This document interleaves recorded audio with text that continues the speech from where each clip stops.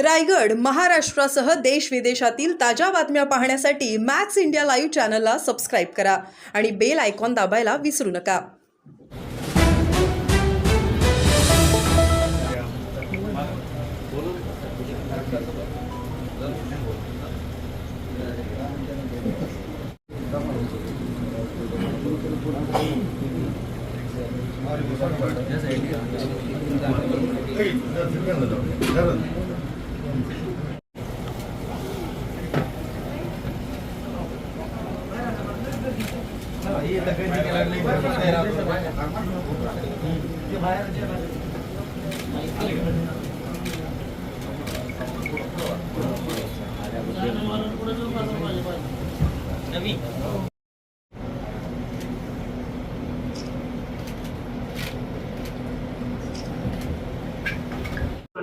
नाराजी असल्यामुळे जरांगे पाटलांची भेट घेतली अशी सुद्धा चर्चा सुरू झालेली आहे. काय एकनाथ शिंदे नाराज असल्याची चर्चा सुरू आहे, त्यामुळे तुम्ही जरांगे पाटलांची भेट घेत असल्याची सुद्धा चर्चा सुरू आहे. मी एक सांगू का तुम्हाला, अशा गोष्टींना आणि अशा बातम्यांना माझ्या लेखी किंमत शून्य आहे. मी राजकारणाच्या पलीकडे जाऊन संबंध जपणार आहे. आणि मामाने ज्यावेळी मला सांगितलं की मनोज या परिसरामध्ये आहेत, मला असं वाटतं की राजकारणाच्या पलीकडे जाऊन प्रत्येक वेळी कामासाठीच भेटलं पाहिजे असं नाही ना. हे जे सांगतात ते फक्त कामासाठी भेटतात आणि कामाच्या पलीकडे जाऊन जाहीरपणाने आम्ही भेटलेलो आहोत. आणि शिंदे साहेबांच्या कामाची पोचपावती किंवा सर्टिफिकेट यांनी आम्हाला द्यायची आवश्यकता नाही. हे देखील बोलले की मी काल राज ठाकरे साहेबांच्या इथं होतो, ते माझ्यावर देखील त्यांनी टीका केलेली आहे. पण मला असं वाटतं की त्यांच्यावर टीका करून त्यांना आम्हाला मोठं करायचं नाही. त्यांच्याकडे जे काही 20, 22, 15, 10 काही शिल्लक आहेत ते त्यांनी व्यवस्थित सांभाळावे आणि तो निर्धार करावा, एवढीच माझी शुभेच्छा. सर, काय तुमच्या चर्चा झाली अचानक येऊन तुम्ही जरांगे पाटलांची या ठिकाणी भेट घेतली?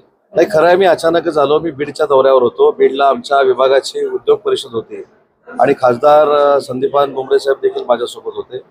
आम्ही दोघांनी चौकशी केल्यानंतर कळलं की सन्माननीय मनोजजी छत्रपती भवनला आहेत.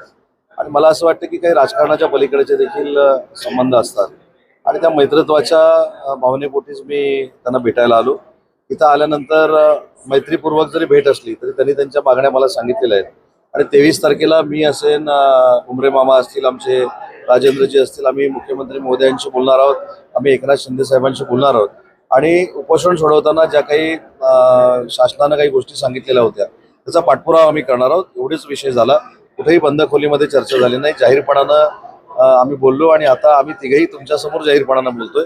त्याच्यामुळे त्यांनी सांगितलेल्या बाबींचा पाठपुरावा आम्ही करणार आहोत, एवढीच चर्चा झाली. मराठा आरक्षणाची मागणी त्यांची प्रमुख मागणी, अद्याप सरकार मी सांगितलं ना, मी या आंदोलनामध्ये पहिल्यापासून आहे, मनोजींच्या संपर्कात आहे. मला असं वाटतं की त्यांनी ज्या मागण्या केलेल्या आहेत त्या सरकारच्या नोंदणीमध्ये आहेत. त्याच्यामुळे पुन्हा एकदा सांगण्याची काही आवश्यकता नाही. त्या संदर्भात 23 तारखेला आम्ही भेट घेणार. शिंदे समितीची नेमणूक केली, या सगळ्या मागण्या, या सगळ्या मागण्या मी तेच सांगतो. मी सगळ्या मागण्या सांगितल्या. 4 मागण्या ज्या आहेत त्याची नोंद आमच्याकडे आहे. ती मनोजींबरोबर चर्चा झालेली आहे आणि त्याचा पाठपुरावा आम्ही करणार आहोत. किती दिवसांमध्ये सांगितलं ना, 23 तारखेला खासदार संदीपान भुमरे साहेब मुंबईमध्ये आहेत. मी, संदीपान भुमरे साहेब आणि आलेले आमचे सर्व सहकारी 23 तारखेला आम्ही मुख्यमंत्री आणि उपमुख्यमंत्र्यांची देखील भेट घेणार.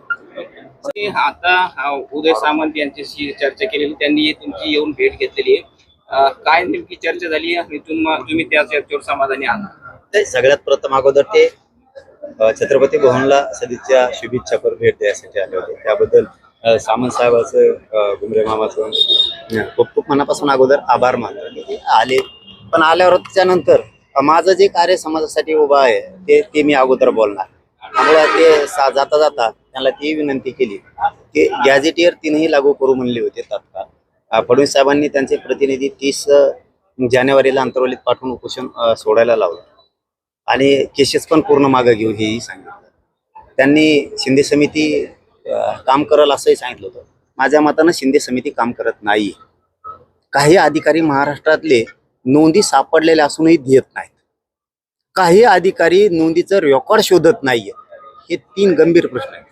4था प्रश्न याच्यात असा आहे की नोंदी निघाल्याच्या नंतर कुणबी प्रमाणपत्र दिलं जात नाही. विनाकारण वेटीस धरायचं. काही जातीय वादाने भरभटलेले काही अधिकारी आहेत. काही मनानच म्हणतायत की चला लेकराचं कल्याण होतंय म्हणून देत आहे. व्हॅलिडिटी पण देत नाहीये. आणि ती मात्र तक्रार त्यांच्या माध्यमातून मुख्यमंत्र्याकडे त्यांना महाराष्ट्रातले जेवढे अधिकारी आमचे लोक सांगतील आता की हे जाणून बुजून मराठा समाजाच्या कुणबी नोंदी शोधायला प्रमाणपत्र द्यायला टाळाटाळ करतात यांचे नावं देऊन त्यांना निलंबित करण्यासाठी आता आम्ही मागणी लावून धरणार आहे ती सुद्धा. हेही सांगितलं. शेतकऱ्यांच्या कर्जमाफीबद्दलही त्यांना सांगितलं. आता 30 एप्रिलला त्यांची मुदत पूर्ण होती तरी हालचाल नाही. मग तुम्ही मराठ्यांची नाराजी अंगावर घेऊन मराठ्यांचा जो संयम आहे हे सुटू देऊ नका. हे मात्र मी मंत्री महोदय सामंत साहेबाजवळ निरोप 2 उपमुख्यमंत्री आणि मुख्यमंत्र्यांसाठी दिलेला आहे. कारण आमचे सुद्धा काही संयमाची परिसीमा आहे, काही मर्यादा आहेत राव त्याला सुद्धा. आज 2.25 वर्षे उलटून गेलेत आम्ही आंदोलन करतोय. किती संयम असायला पाहिजे आमच्याला. शेवटी आता ऍडमिशन येणार आहे जूनमध्ये. तुम्ही जर गॅजेटेर लागू नाही केले, भरत्या होणार आहेत, त्याच्यात आमच्या कामाला नाही आलं तर मग मात्र आमचा संयम सुटला तर त्याला कारणीभूत आणि जबाबदार मुख्यमंत्री फडणवीस साहेब असणार. त्यांनी काय आश्वासन दिलं या मागण्यावर? तर त्यांनी सांगितलं की आम्ही 23 तारखेला मुख्यमंत्री फडणवीस साहेब आणि 2 उपमुख्यमंत्री साहेबाकडे जातो. कारण त्यांच्या गांभीर्य लक्षात येतं. कारण ते पहिल्यापासून ही जी आमचं आंदोलन सुरू आहे पहिल्यापासून शंभूराजे साहेब असतील, देसाई साहेब असतील, सामंत साहेब असतील, हे पहिल्यापासून हे बघतायत. घुमरे मामा असतील, आता नवीन समाजाचं काम सांगितल्याबरोबर हे 3-4 मंत्री महोदय कायम करतायत. शेलार साहेब असतील, शेलार साहेब, मोळ साहेब असतील, हे समाजाचं काम सांगितलं गरीबाचं की लगेच करतायत. मला वाटतं तसंच मुख्यमंत्री साहेबांनी करायला काय हरकत आहे. गॅजेटेर देऊन गोरगरिबांचं कल्याण करायला हरकत काय. शेवटी पण मी संयम सांगितला. संयमाला काही मर्यादा असतात. आता आमचाही संयम सुटू शकतो नाविलाज. जर आम्हाला वेळ पडली, काही होऊ शकतं, मुंबईत यायची वेळ आली तर तेही होऊ शकतं. राज्यव्यापी आंदोलन करायचं म्हणलं बैठक घेऊन तेही होऊ शकतं, काहीही होऊ शकतं. पण ते आता 30 तारखेच्या नंतर आता सामंत साहेबांवरती त्यांच्या माध्यमातून मुख्यमंत्री फडणवीस साहेबांवरती पुन्हा एकदा विश्वास ठेवू. ते आमच्या गोरगरिबांचे सगळे प्रश्न सोडवतील. म्हणजे पुन्हा एकदा तुम्हाला सांगतो की 3ही गॅजेटर हैदराबाद गॅजेटचं सगळ्या केसेस शिंदे समिती काम सुरू तिने कृतीत केलं पाहिजे अधिकृतपणानं. ते व्हॅलिडिटी देणं ताबडतोब सुरू केलं पाहिजे. अधिकाऱ्यांना मुख्यमंत्र्यांनी अशा आदेश दिले पाहिजे, कोणबी नोंद सापडली की लगेच देऊन टाक प्रमाणपत्र. त्यांना व्हॅलिडिटी पाहिजे का लगेच देऊन टाक, हे आदेश काढले पाहिजे. हे आमच्या मागण्या आहेत. तुम्ही का रोखता? 6-6 महिने, 3-3 महिने, 2-2 महिने पोरांचे वाटळ होते ना.